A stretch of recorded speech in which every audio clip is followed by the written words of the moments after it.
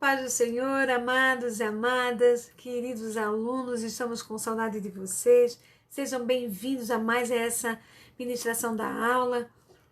Que a graça do Senhor venha sobre nós, venha te encher e venha te guardar.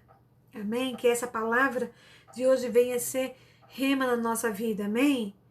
Nós estamos no 7º módulo. Essa disciplina é sobre maturidade espiritual. Essa é a primeira aula. E a primeira aula hoje nós vamos falar sobre maturidade. A graça recicladora de Deus transforma nossas fraquezas, nossas emoções doentes e todo o lixo que há em nossas vidas em meio de crescimento espiritual em instrumentos úteis para o seu serviço. Assim essas coisas deixam de ser maldições e passam a ser bênção na nossa vida. Glória a Deus por isso, né? Em Romanos 8:18, do 18 ao 28, eu vou deixar o versículo aqui e vocês leem em casa, para nós ganharmos um tempinho. Então, aqui ele mostra a maneira como Deus transforma as pessoas sofredoras em pessoas emocionalmente equilibradas. Depois você lê com mais calma esse versículo. Então, sabemos que vivemos em um mundo imperfeito e cheio de falhas e erros. Mas muitas dessas nossas angústias surgem em consequência do pecado de alguém e talvez de pessoas que viveram há várias gerações.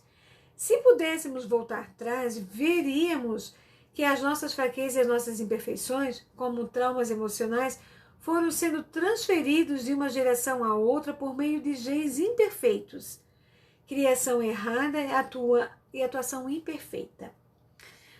Mas Paulo disse que nossos traumas e recalques têm solução. Glória a Deus por isso, não é mesmo? Romanos 8:26. E da mesma maneira também o Espírito ajuda as nossas fraquezas, porque não sabemos o que havemos de pedir, como convém. Mas o mesmo Espírito intercede por nós com gemidos inexprimíveis. Paulo, então, ele estava falando aqui, então, não estamos abandonados na nossa própria sorte. Não é verdade? Nosso médico, né? Quem é o nosso médico? Nosso sumo sacerdote. Quem é o nosso sumo sacerdote? Jesus Cristo, né? Então, ele compadeceu-se das nossas fraquezas. Ele não apenas conhece nossas fraquezas, mas também nossos sentimentos. Ele compreende bem a dor da rejeição, a aflição causada pela separação, o pavor da solidão e o abandono e as nuvens negras de depressão. Mas ele levou sobre si todos esses sentimentos. Ele conhece muito bem porque ele passou por tudo isso, né, quando esteve aqui. Então, ele compreende muito bem o nosso sofrimento. Então, por isso, ele prometeu que não nos deixaria sozinhos. Lá em João 14, 16, 18, diz assim: E eu rogarei ao Pai, e ele vos dará outro Consolador, para que fique convosco para sempre. O Espírito da verdade que o mundo não pode receber, porque não o vê, nem o conhece, mas vós o conheceis, porque habita convosco, e estará em vós. Não vos deixarei órfãos, voltarei para vós. O que Jesus está falando aqui para nós, né? Que ele vai voltar. Tá vendo como Jesus vai voltar? Algumas atitudes que nós podemos ter, que nós podemos fazer, com que o Espírito Santo ele possa trazer equilíbrio emocional na nossa vida. O que nós podemos fazer com isso? Sentir e desejar a proteção de Deus. Não permitir que a doença emocional se alastre no nosso ser. Deixar o Espírito Santo arrancar todas as raízes destrutivas. Amar incondicionalmente e liberar perdão. Não esconder de Deus as nossas imperfeições e permitir-se ser tratado. Amém? Então, essas são as boas novas daqueles que buscam equilíbrio emocional. Encontramos somente com a ajuda de Deus.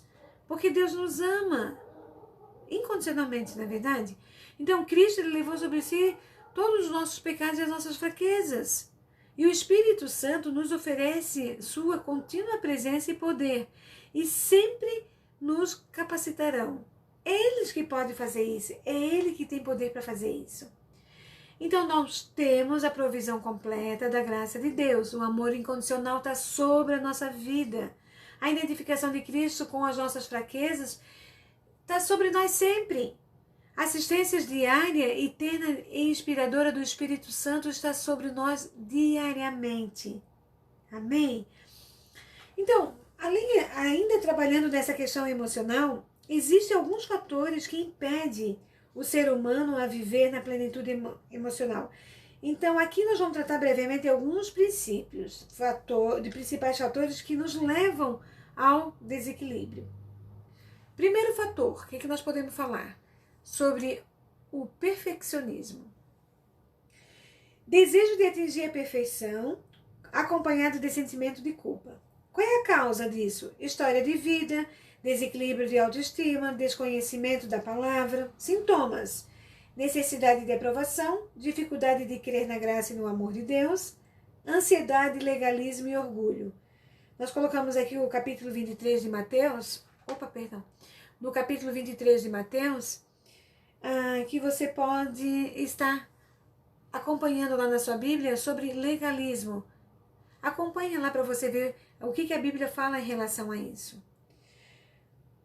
E as consequências que o perfeccionismo pode trazer, né? Criação de uma falsa imagem, o super-eu, cobranças inferiores, esgotamentos nervosos, tristeza nos relacionamentos, sentimentos de culpa, apatia, dupla personalidade e bloqueio do crescimento espiritual e emocional. Então nós precisamos cuidar, precisamos nos identificar. Segundo ponto, autoestima. Seria ideias e sentimento a respeito de nós mesmos que determinaram a essência da nossa personalidade. Então a baixa autoestima, vamos falar sobre uma, né? Geralmente produz ódio e falta de perdão. Existem dois tipos, a baixa autoestima e a autoestima elevada. E a baixa autoestima, e a pessoa ela se esconde em Deus ao invés de correr para Deus. Ela pensa que o Senhor o rejeitará, assim como ela rejeita a si próprio. Tá entendendo? E a consequência, a causa e as consequências disso é umas questões espirituais, emocionais não resolvidas. Isso traz bloqueio no crescimento espiritual, comprometimento das metas. Lá em Números 13 e 14, fala também a respeito disso. Outras coisas, relação com Deus e com o próximo prejudicada, é gerado um sentimento de inutilidade, sentimento de raiva, medo da emoção ou de não ter controle sobre as emoções, dificuldade de dizer não às pessoas, medo de experimentar coisas novas, medo de fracassar, depressão frequente, hábitos viciosos, necessidade de ser bem-sucedido para ser aceito. E umas consequências bem complicadas, né? As características e as compensações: autopiedade e autodepreciação, falar demais ou gosto pela discussão, comer demais, excesso de sensibilidade, dificuldade de perdoar, dificuldade de dizer não, solidão, depressão e hostilidade, espírito de crítica, dificuldade em exercer a autoridade. O segundo ponto da autoestima. Autoestima elevada. Primeiro nós falamos sobre a baixa autoestima, agora a autoestima elevada. Ela conduz a uma vida de falsidade, apresenta o que não é. As causas: questões emocionais e espirituais não resolvidas, extrema ousadia no autoritarismo e facilidade de alcançar metas espirituais.